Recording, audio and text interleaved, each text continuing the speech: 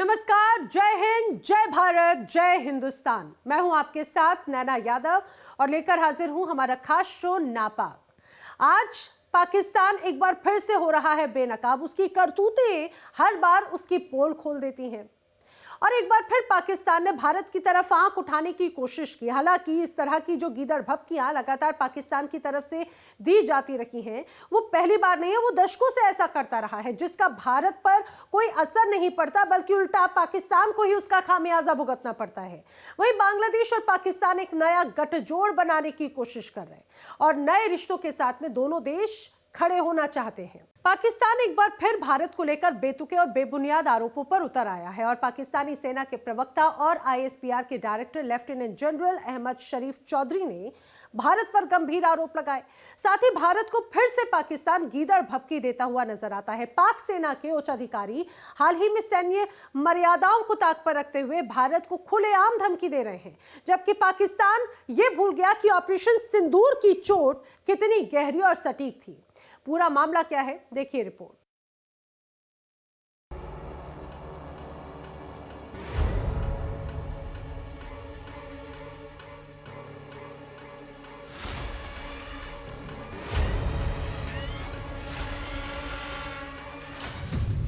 Operation सिंदूर की गूंज अब भी कायम।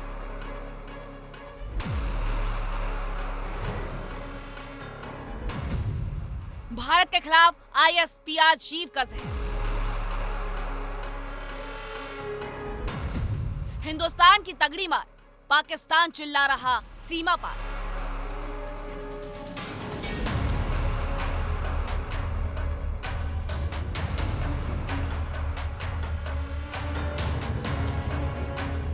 पाकिस्तान का क्या हाल है, यह सवाल अब पुराना हो गया है, क्योंकि इसका जवाब वही है जो सदियों से चलता आ रहा है। वही बेरोजगारी, वही कंगाली, वही भूखमरी, वही सरकार और सेना के खिलाफ हुंकार। बढ़ती महंगाई, कमजोर मुद्रा और राजस्व में कमी ने पाकिस्तान की आर्थिक चुनौतियों को और गहरा कर दिया है।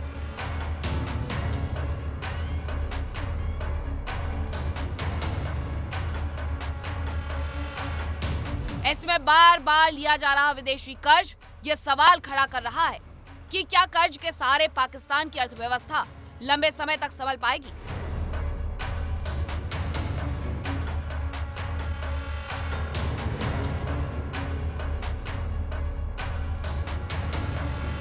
उसके बाद भी पाकिस्तान अपनी आतंकी नीति, अपनी आतंकी सोच को खत्म नहीं कर पा रहा है।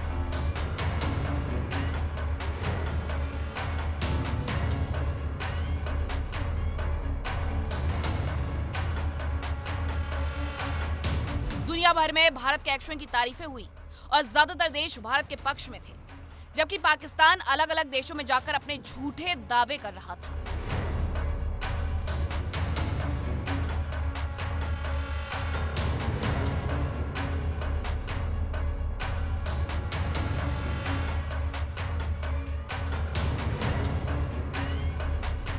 भारत की मार के बाद अब भी पाकिस्तान रुक रुक कर गीदड़ भभकी दे रहा है।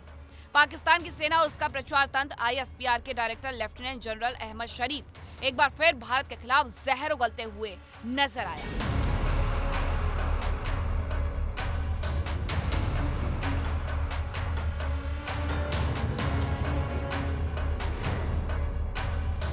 शरीफ ने स्थापित सैन्य संचार और कूटनीतिक भाषा से हटकर भारत को धमकी भरे लहजे में कहा, मजा ना कराया तो पैसे वापस।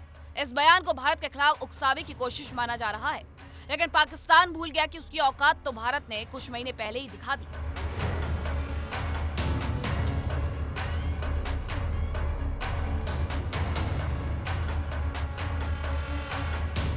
जब भारत के ऑपरेशन सिंदूर की दहाड़ ने पाकिस्तान को पानी पिला दिया था।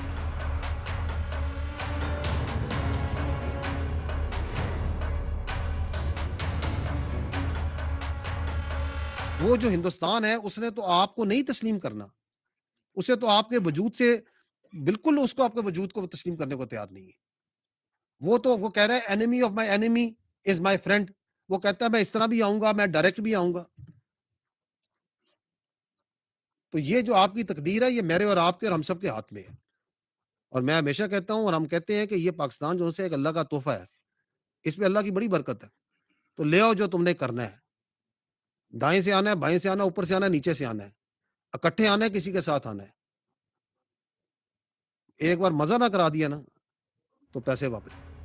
अब इस बयान के बाद आईएसबीआर का डायरेक्टर खुद ही अपना मजाक बनवा रहा है। पाकिस्तानी सेना के उच्च अधिकारी की तरफ से यह बयान ऐसे समय आया जब खुद पाकिस्तान आतंकवाद को लेकर अंतर्राष्ट्रीय मंचों पर घिरा हुआ है।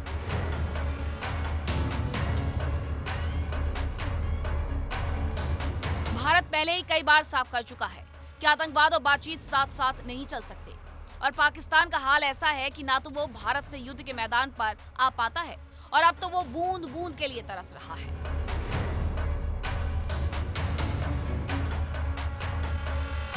हुकूमत वाली जंग जो है ना, हाँ ये अवाम ने लड़ना है। ठीक है।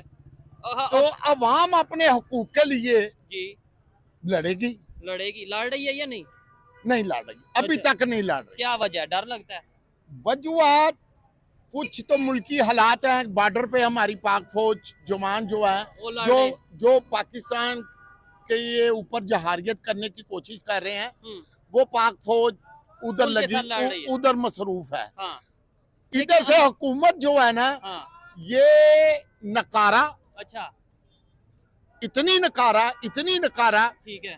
पीड़ा फोर्स बना दो, फलानी सीसीडी बना दो, फलाना बना दो।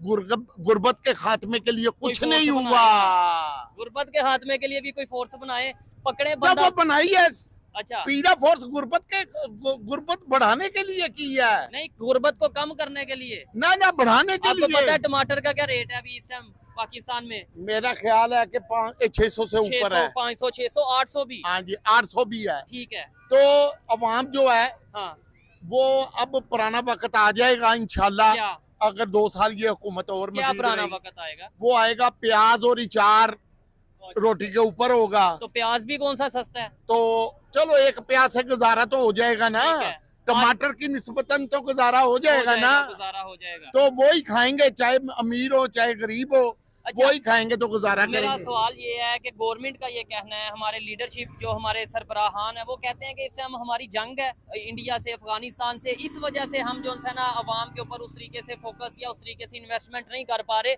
लेकिन इंडिया तो अभी इंडिया के चीफ ने अभी फिर एक दिन पहले वार्न कर दिया है, चाइना के बॉर्डर पे जाके उसने कहा कि हम फिर से मिशन संदूर जो है उसे कंटिन्यू करेंगे। तो ये इसका मतलब है इंडिया पाकिस्तान की जंग लगी रहेगी और पाकिस्तान में गुर्बत रही रहेगी। ये देखें, हाँ ये मौके का फायदा है। हाँ, सियासतदान। ये हुकूमत की नाहली है, सियासतदानों की नाहली है। ठीक है इस नाहली को ये मैच कर रहे हैं अपनी सरहदी कि जंग हो रही है। जंग पर। हाँ तो मेरा ख्याल है इनसे ये जंग खुद लड़ने जाते हैं, अच्छा। इनको तो मेरा ख्याल लेके जाएंगे ना। ये तो बॉर्डर वहाँ पे। बॉर्डर के, ये उसकी गूंज से ही भाग के घर वापस आ जाएंगे। आप देखें जी कि जितने भी एसी हैं ना, जी जितने भी एसी हैं, ठीक है।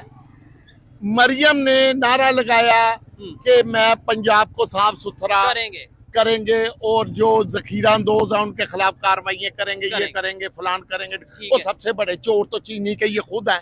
आटे के। ये बड़े आटे के, चीनी के, ये जखीरा अंदोज हैं। अच्छा। बहुत बड़े। सबसे ज्यादा शुगर मिले किसकी हैं? किसकी? या जरदारी की, तो यहाँ इसकी किसकी? नवाज शरीफ की।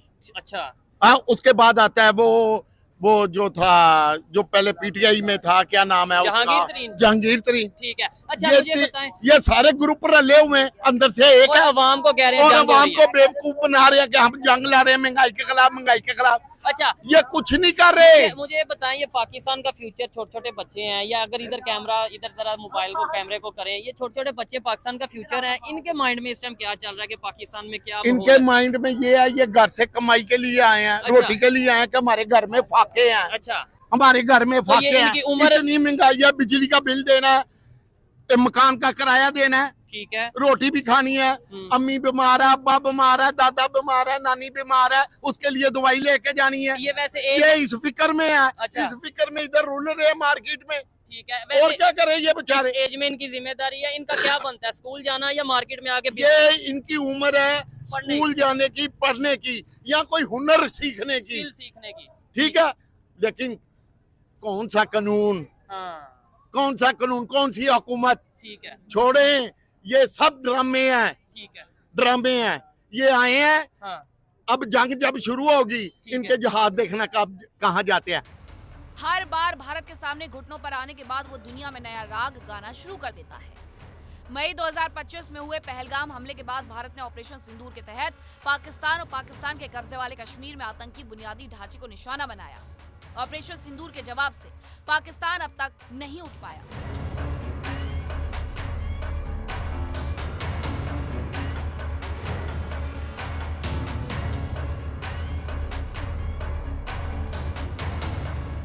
वैश्विक मंचों पर भी भारत ने पाकिस्तान की औकात दिखाने का काम किया। अब पाकिस्तान की आवाम भी ये समझ गई है कि पाकिस्तान की सरकार हो या फिर सेना, इनमें से दोनों की ना तो घर में इज्जत है ना ही बाहर इज्जत है।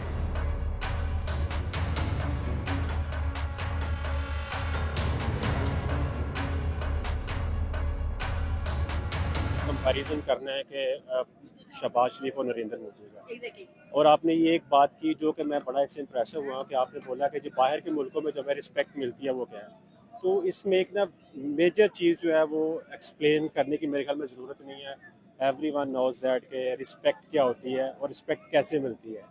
जो हमारा मोराल होता है वो हाई तब होता है जब हमें डी वैल्यू नहीं किया जाता। अब हम डी वैल्यू की तरफ सबकी इसकी मेजर रीज़न यही है कि हमारा जो मोराल डाउन हुआ है, हमारा नेशन वाइड ही मोराल डाउन हुआ, क्योंकि हम एज अ नेशन जो है ना वो उस चीज़ को बिल्कुल भी एग्री करने के ऊपर नहीं आ रहे, बिल्कुल भी एडमिट नहीं कर पा रहे कि हमें रिस्पेक्ट दी जाती है। अब मैं आता हूँ बात जो आपने की है कि नरेंद्र मोदी और शहबाज शरीफ का कंपैरिजन, तो मेरे ख्याल में इस टाइम पे दोनों सिमिलर चल रहे हैं। हमारा दोनों ही आपस में ना एक दूसरे के साथ इनकी आपस में अटैचमेंट तो हैं, लेकिन हम अदर कंट्री के साथ कंपैरिजन करते हैं तो दोनों का जो है ना मुवाजना बनता ही नहीं है किसी भी सूरत में। नरेंद्र मोदी ने जो पिछले कुछ बहुत आपने पिछले अर्से में टेन्योर में अपनी पॉलिटिक्स, हाँ जो इनका टेन्योर है उसमें इंडिया में भी एक मेजर है। आप देखिए कि उनकी IT डिपार्टमेंट में, उनके इंफ्रास्ट्रक्चर में बहुत ज़्यादा जो है ना वो तरक्की की है, लेकिन पाकिस्तान जो है ना वो डे बाई डे डाउन जा रहा है। इसकी रीज़न बिहाइंड द रीज़न यही है कि हम पॉलिटिक्स में जो है ना सारी चीज़ें इन्वॉल्व करते जा रहे हैं। हम कोई भी राइट्स दे नहीं पा रहे किसी को भी कि वो अपना ओपन डिस्कशन, ओपन अपना पॉइंट ऑफ व्यू दें। आप अपनी बात कर लें, अपने जो आपके रेलिवेंट चीज़ें हैं वो देख लें कि आप किस तरह इसको लेके चलते हैं। तो यही बात बाकी अदर कंट्रीज़ में भी यही चीज़ें हैं। अब रिस्पेक्ट होती ही यही है कि आप एक ओपन है, रिस्पेक्ट मिलती ओपन की वजह से है कि आप ओपन चीज़ें जो है ना वो सामने रखते हैं। जब आप ओपन चीज़ें सामने नहीं रखते तो रिस्पेक्ट का एलिमेंट वहाँ पे ख़त्म हो जाता है। अभी आपने रिसेंटली देखा, कल का ही एक मेरे ख्याल में रशिया गया हमारे PM, तो वहाँ पे भी ये चीज़ें फेस करने को पड़ी। एज अ नेशन हमें दुख तो होता है कि ऐसा नहीं होना चाहिए, क्योंकि हम एज अ नेशन अगर बात करें तो ये चीज़ें हमारे अगेंस्ट जाती हैं। जब हम दूसरों से कंपैरिजन करते हैं तो बहुत सारी चीज़ें डिफरेंट होती हैं ये वाली, लेकिन देखना चाहिए, सोचना चाहिए कि जो आवाम की डिमांड है वो क्या है। इतना ही नहीं, कमाल की बात तो ये है कि बीते दिनों मुनीर ने खुलासा किया कि ऑपरेशन सिंदूर के दौरान पाकिस्तान की सशस्त्र सेनाओं को अल्लाह की मदद मिली। जी हाँ, उसने कहा ये मदद उन्होंने युद्ध के दौरान महसूस की। यानी ये तो साफ है कि मुनीर को अपनी ही सेना पर भरोसा नहीं है।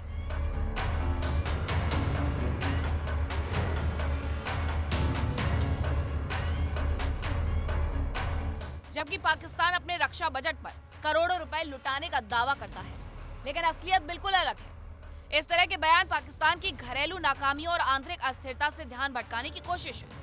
आर्थिक संकट, राजनीतिक अस्थिरता और आतंकवाद के मुद्दे पर घिरा पाकिस्तान एक बार फिर भारत विरोध को हथियार बना रहा है। इतना साफ है कि पाकिस्तान के ऐसे गैर जिम्मेदाराना और उकसाऊ बयान क्षेत्रीय शांति के लिए खतरा बने हुए हैं। अब देखना होगा भारत इस पर कब और कैसे जवाब देता है।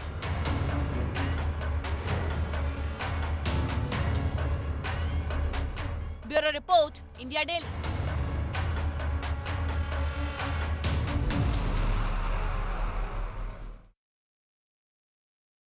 देखिए, राजनीतिक उथल पुथल और अशांति से जूझ रहा बांग्लादेश अब पाकिस्तान की तरफ ज्यादा झुका हुआ नजर आता है। एक तरफ जहां ना सरकार और ना सेना देश को संभाल पा रही है, तो दूसरी तरफ कट्टरपंथियों ने देश में आतंक मचा रखा है।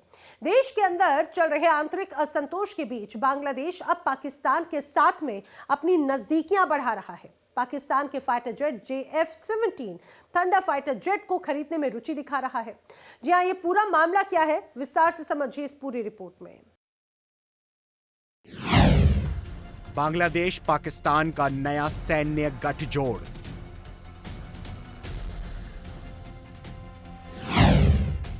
JF-17 के बहाने बड़ी दोस्ती।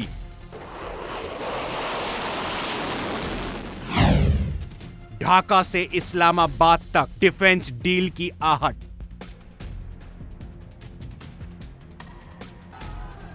बांग्लादेश इन दिनों गहरे राजनीतिक संकट से गुजर रहा है। सड़कों पर असंतोष, सत्ता पर पकड़ कमजोर और कट्टरपंथी ताकतों का बढ़ता दबदबा। देश के हालात लगातार बिगड़ते जा रहे हैं।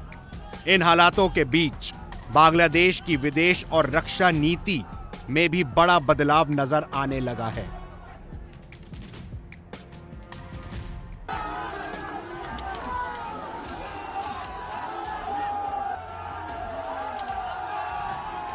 सूत्रों और पाकिस्तानी सेना के दावों के मुताबिक बांग्लादेश अब पाकिस्तान के साथ अपनी सैन्य नजदीकियां बढ़ा रहा है।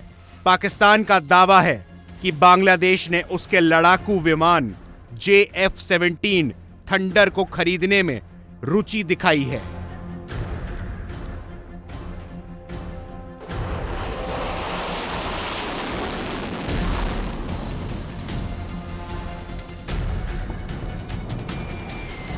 यह मुद्दा इस्लामाबाद में उस वक्त उठा जब बांग्लादेश वायु सेना के air chief marshal Hasan Mahmood Khan और पाकिस्तान वायु सेना के air chief marshal Zaheer Ahmed Babar Sidhu के बीच अहम बैठक हुई।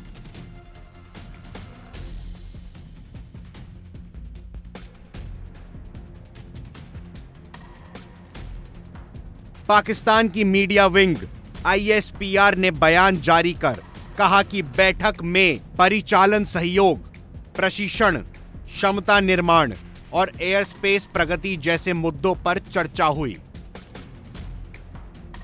यानी साफ है कि यह सिर्फ औपचारिक मुलाकात नहीं बल्कि रणनीतिक साझेदारी की ओर इशारा है। पाकिस्तान इस मौके को हथियारों की कूटनीति के तौर पर भी इस्तेमाल कर रहा है।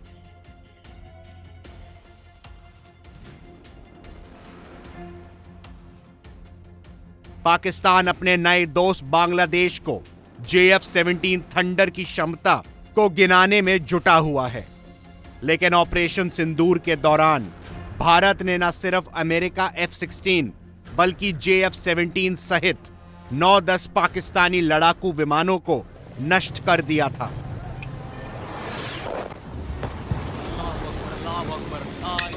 यह पाकिस्तानी ट्रांसपोर्ट एयरक्राफ्ट C-130 और कुछ AEW&C विमानों के अलावा हैं, जिसे भारतीय वायुसेना ने तबाह किया था। भारत ने जो प्रहार किया था उसमें पाकिस्तान को बड़ा नुकसान JF-17 लड़ाकू विमानों का हुआ। यह एक ऐसा विमान था जिसको लेकर पाकिस्तान घमंड से फूले नहीं समाता था। अब उसी कबाड़ को पाकिस्तान बांग्लादेश को चिपकाने की सोच रहा है और इसी बहाने दोस्ती भी बढ़ाना चाहता है, क्योंकि पाकिस्तान को सिर्फ भारत के खिलाफ खड़े होने वाले देश चाहिए और इन दिनों बांग्लादेश में हिंदुओं को टारगेट किया जा रहा है।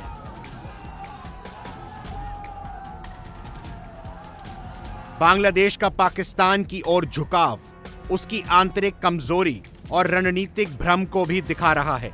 साथ ही ये भी सवाल उठ रहे हैं कि क्या बांग्लादेश पर कट्टरपंथी और सैन्य लॉबी का दबाव बढ़ रहा है।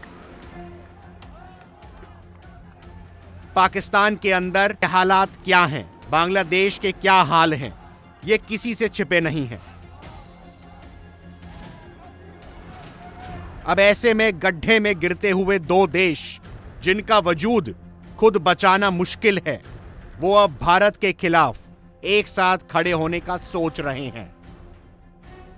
मैं इंडिया की पॉलिसीज की तारीफ करता हूँ, इंडिया के वजीर आजम की पॉलिसीज की तारीफ करता हूँ। देखें, उन्होंने अपने पासपोर्ट की वैल्यू बनाई। हमारे पाकिस्तान का वजीर आजम जिस दिन अपने पासपोर्ट की वैल्यू बनाएगा ना, तो आप भी उनकी भी तारीफ करेगा, चाहे शहबाज शरीफ चाहे नवाज, कोई भी हो यार। उन्होंने अपनी इकोनॉमी दुनिया के 5वें नंबर पे लेके आए। हमारा कोई भी वजीर आजम दुनिया के 20वें नंबर पे भी अपनी इकोनॉमी लेगा ना, ऐसे खड़ा होकर सैल्यूट करूंगा इन्हें, मैं ऐसे सैल्यूट करूंगा। जरा बात सुने, आपने ऑनलाइन शॉपिंग की बात की, मुझे लाखों मैसेज हिंदुस्तान से आ चुके हुए हैं। इवन के हिंदुस्तान से बाहर भी जो हिंदू रहते हैं ना, उन्होंने भी मैसेज किया कि आबिद भाई अपनी कुछ साइट बनाएं, हम आपसे ऑनलाइन शॉपिंग मुझे करना भी चाहते बड़े हैं, messages आए। लेकिन मैं कभी भी ऐसी हरकत नहीं करना चाह रहा कि जिससे मैं नजरों में आऊं या लोग मुझे आके पकड़े। कि भाई आप शायद इसलिए ये तारीफ करते हैं कि आपका बिजनेस चलता है, और दूसरे नंबर पे मुझे भी मौका दें।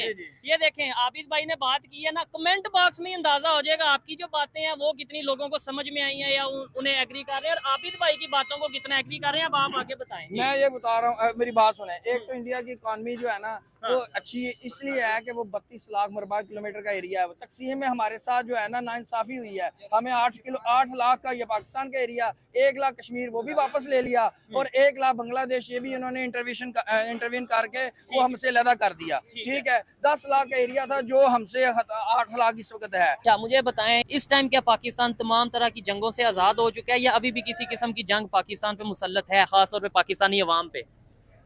जो बैरूनी जितनी भी जंग है वो तो मेरे ख्याल में ख़त्म हो चुकी हैं ऑलमोस्ट, लेकिन पाकिस्तान इस वक्त जो है वो मेनली तो अवाम जो है हमारी वो गुर्बत से लड़ रही है। ठीक है, जो हमारा सबसे ज़्यादा कह लें इस वक्त जो चैलेंज है पाकिस्तान की अवाम का, वो इट्सल्फ हर यहाँ पे आप देखें कि दूसरा बंदा वो बेचारा अपनी गुर्बत से और अपनी महंगाई से जो है बेरोजगारी से लड़ रहा है। इवन एजुकेटेड पर्सन्स जितने हैं हमारे यहाँ पे पाकिस्तान के अंदर, ब्रेन ड्रेन हो रहा है, लोग बाहर जाना चाह रहे हैं, हर दूसरा बंदा मुल्क से भागना चाह रहे हैं। वी आर ब्लेस्ड अल्हम्दुलिल्लाह, we are running our own businesses. So I know, मेरे पास वो मेरी यूनिवर्सिटी के वो फेलोज जिनके CGPA 4.4 थे, पता नहीं 4.0 सॉरी 4 में से 4 थे। वो बेचारे आ रहे हैं और वो कह रहे हैं कि हमें जॉब दे दें। ठीक और है, हम बैक बेंचर्स वो थे जो 2.5 वाले थे। लेकिन आपने माइंड यूज किया ना, आप बिजनेस की तरफ आए। नहीं, कुछ होता है ऑब्वियसली कि आपके कुछ वसाइल होते हैं लोगों के, कोई अपना बिजनेस करके अपने आप को स्टेबल कर लेता है, लेकिन जिसके पास कुछ नहीं है पाकिस्तान के अंदर, एजुकेशन उसकी वो भी उसकी स्टैंड आउट नहीं कर रही। अच्छा, नहीं, ये गवर्नमेंट की जो सा रिस्पांसिबिलिटी है जॉब प्रोवाइड करना, या फिर हमारी भी कोई ना कोई रिस्पांसिबिलिटी है, खुद कोई बिजनेस, कोई स्टार्टअप या कोई इनिशिएटिव हम भी लें, कोई अपना गवर्नमेंट पे हर चीज़ का बोझ डालें? सबसे जो इस वक्त जो हमारे मुल्क की जनरेशन की वर्स्ट जो सिचुएशन है वो है सोशल मीडिया। ठीक है, हर दूसरा बंदा चाह रहा है मैं यूट्यूबर बन जाऊं, मैं घर बैठ के ऑनलाइन कमा लूं। एक 9 साल का बच्चा है, उसको एजुकेशन नहीं देनी, तरबियत नहीं देनी, वो यूट्यूबर बन गया, वो चैनल बन गया। नहीं, सोशल मीडिया का पाकिस्तान पे बड़ा असर है, चाहे जंग हो या फिर चाहे बिजनेस हो, चाहे इंटरटेनमेंट हो, हम सोशल मीडिया को बड़ा सीरियस लेते हैं। देखिए, ये बहुत आपको पता ही नहीं है, स्लो पॉइजन है आपके मुल्क के अंदर, और आपकी जनरेशन जो भी दिखा दें, जनरेशन तबाह हो रही है। हर बंदा ऑनलाइन डिजिटल आपकी इन्वेस्टमेंट्स के ऊपर चला गया है। हर बंदा कहता है कि मैं एक ही रूम के अंदर सारा कुछ बना लूं, वहीं डॉलर्स बैठ के कमा लूं, बाहर ही ना निकलूं। ये गलत बात भी नहीं है, लोग लाखों क्या करोड़ों कमा रहे हैं, लेकिन वो उनका फोकस, उनका विजन क्लियर होना चाहिए ना कि मैंने ये करना है। ऐसा नहीं है आपको देख के मैं यूट्यूबर बन गया, मुझे देख के कोई और बन गया। अब हर एक में अपनी अपनी क्वालिटी होती है। लाखों नहीं कमा रहे, सिर्फ एक आधा कमा लेता है और बाकी बेचारे लाखों उनके पीछे जलील हो जाते हैं। चलें, ये आपका अपना एक पर्सपेक्शन मेरा है, ये अपना ओपिनियन है, आपकी अपनी ओपिनियन है, लेकिन मेरे ख्याल से लाखों की तादाद में पाकिस्तानी हैं जो ऑनलाइन सोशल मीडिया से भी और ओवरऑल ऑनलाइन बिजनेस के थ्रू लाखों रुपया कमा रहे हैं, और हर मतलब ये है कि दूसरा चौथा जो पाकिस्तानी यूट्यूबर है वो अच्छे पैसे अर्न कर रहा है। 2 जंगें हमने लड़ ली ना, वो जो हार जीत भी सबके सामने है। अब ये गुर्बत से जो जंग है, ये गुर्बत से जो है ना, आप इटसेल्फ खुद लड़ते हैं, आपने जो करना है खुद करना है। ये किसी ने आपको आके नहीं बनाना, आपके अंदर विल पावर होगी, कोई भी कर लगता है। आप उठें, आप अपनी रूटीन चेंज करें। जो डेली बेसिस के हमारे लेजी बॉयज़ हैं वो कहते हैं कि शायद घर ही आके हर चीज़ मिलेगी। आपने अपने आप को चेंज करना है, उठना है, अपनी रूटीन चेंज करनी है, मोटिवेट होना है, कुछ ना कुछ डू समथिंग इट। दक्षिण एशिया की सुरक्षा व्यवस्था के लिहाज से ये अहम माना जा रहा है। भारत की नजर भी बांग्लादेश पाकिस्तान के इस बढ़ते गठजोड़ पर टिकी हुई है। कुल मिलाकर संकट से जूझ रहा बांग्लादेश अब पाकिस्तान के सहारे रणनीतिक संतुलन साधने की कोशिश में है। लेकिन सवाल यही है, क्या ये गठजोड़ बांग्लादेश को स्थिरता देगा या उसे और गहरे संकट में धकेल देगा?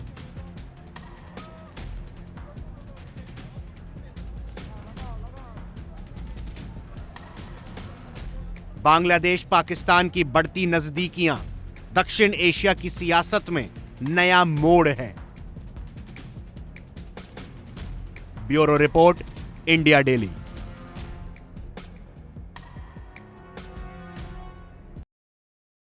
तो आप ये समझिए बांग्लादेश में जो परिस्थितियां हैं वो कहीं ना कहीं पाकिस्तान की देन है। जिस तरह से हिंसा की आग में भड़क रहा है बांग्लादेश, उसमें बड़ी भूमिका निभाई है पाकिस्तान और आईएसआई की तरफ से। और अब बांग्लादेश और पाकिस्तान भारत के खिलाफ एकजुट होने की कोशिश करते हैं, लेकिन शायद ये दोनों ही देश भूल चुके हैं कि वो किससे पंगा लेने की कोशिश कर रहे हैं। ऑपरेशन सिंदूर शायद एक बार फिर से वो तमाम जख्म हरे कर देता है पाकिस्तान और वहां की सेना के, जिस रूप में हर बार उनकी तरफ से हिमाकत की गई और भारत की तरफ से जवाब दिया गया, उसमें ऑपरेशन सिंदूर बड़ा निर्णायक था। लेकिन ये गठजोड़ कहीं बांग्लादेश को और भी ज्यादा महंगा ना पड़ जाए और मुसीबत कहीं पाकिस्तान के लिए फिर से ना खड़ी होने लगे, क्योंकि जो देश खुद नहीं संभाल पाता, जो दूसरों के टुकड़ों पर जीने पर यह कहा जाए कि मजबूर है, वो क्या किसी दूसरे देश के लिए एक बड़ी भूमिका निभा सकता है, समर्थन देने के लिए या सपोर्ट करने के लिए? ये सोचने वाली बात है। आज नापाक में फिलहाल इतना ही, लेकिन देश दुनिया की तमाम खबरें आगे भी जारी हैं।